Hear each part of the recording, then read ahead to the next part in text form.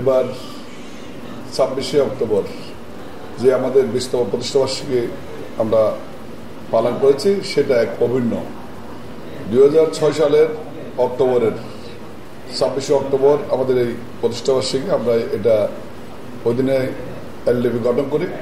আজকে হাঁটে হাঁটে পা পা করে ২০টা বছর চলে গেছে।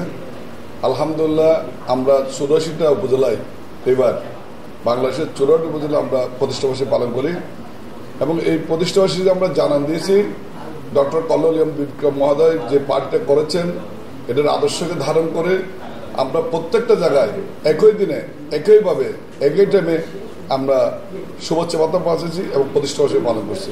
এটা যে জনগণ আমাদের নেতাকর্মী উদ্বুদ্ধ এবং সবাই পালন করেছেন।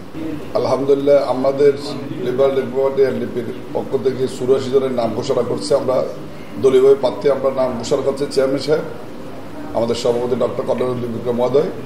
তা আমরা আশা করছি যেহেতু আমরা জোটের ভিতরে আছি, জোটের সাথে দীর্ঘদিন ধরে আমার নেতা ডক্টর কল্লোল বিক্রম বিরোধী দলের আন্দোলনের মধ্যে এই ফ্যাসিস্ট খুনি হাসিনা সরকারের বিরুদ্ধে আন্দোলনের অন্যতম শহীদ দল। আমরা শুরু থেকে আজকে অদ্যবধি পর্যন্ত বিএনপির সাথে আমরা আছি। আমরা একটা প্রস্তাবনা দিয়েছি, আমরা আশা করতেছি ১৫ থেকে ২০টা সিট কমপক্ষে আমরা জোটের কাছ থেকে আশা করি। ইনশাল্লাহ আমরা ২০ জন পর্যন্ত প্রার্থী আমরা প্রস্তুত আছি, যে কোনো জায়গা থেকে তারা হতে পারবে। সন্ত্রাস এবং দুর্নীতি দমনের লক্ষ্যেই ডক্টর কর্নেল অবসরপ্রাপ্ত বিক্রম লিবারেল ডেমোক্রেটিক পার্টি প্রতিষ্ঠা করেছিলেন। এলডিপির প্রার্থীরা যদি নির্বাচিত হয় এক্ষেত্রে সন্ত্রাস, কিশোর গ্যাং, চাঁদাবাজ এবং মাদক নির্মূলে কতটুকু অবদান লাগবে? 100% জিরো টলারেন্স দুর্নীতিবাজ, সন্ত্রাস, জবরদখল, চাঁদাবাজ এবং প্রত্যেকটা ক্ষেত্রে আমার দল অবশ্যই অবদান। আমাদের প্রথম অঙ্গীকার তো এটাই, আমরা বৈষম্য বিরোধী চাই, আমরা সবসময় চাঁদামুক্ত বাংলাদেশ চাই, দুর্নীতিমুক্ত একজন বাংলাদেশ চাই। এটা আমরা প্রথম থেকে আমরা ঘোষণা করছি। জবরদখল মুক্ত বাংলাদেশ চাই।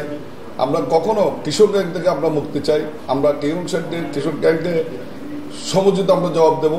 সেই জন্যই আমাদের এই দল, আমাদের লিবারেল ডেমোক্রেটিক পার্টি এলডিপির আদর্শের ধারাবাহিকতায় আমরা এগুলো অবশ্যই নির্ভর করব। আমরা বার্তা দিতে চাই, আমরা তারুণ্যের ভোট আশা করছি। যেহেতু ডক্টর কল্লোল বিক্রম বাংলাদেশের এখন সর্বোচ্চ বয়োজ্যেষ্ঠ নেতা এবং বাংলাদেশের জাতীয় দল যখন সৃষ্টি হয় আমরা ৪ থেকে ৫ জন নেতার মধ্যে তিনি একজন। এবং সেহেতু আমরা এটাই বার্তা দিতে চাই, আগামীতে এলডিপি আমরা ছাতা মার্কা নিয়ে আমরা বিভিন্ন আসন থেকে ইনশাআল্লাহ আশা করতেছি আমরা নির্বাচন করব। জনগণের কাছে চাই ভালো মানুষ আগামীতে সংসদ সদস্য নির্বাচিত হোক, অর্থাৎ দুর্নীতির পরার মুক্ত, এই যে সন্ত্রাস মুক্ত, মাদক মুক্ত প্রত্যেকটা উপজেলা সংসদ আসন মডেল করার জন্য আমরা মডেল একটা যেরকম চন্দনের সাহেব প্রত্যেকটা উপজেলায় আমরা এভাবে চেয়েছি।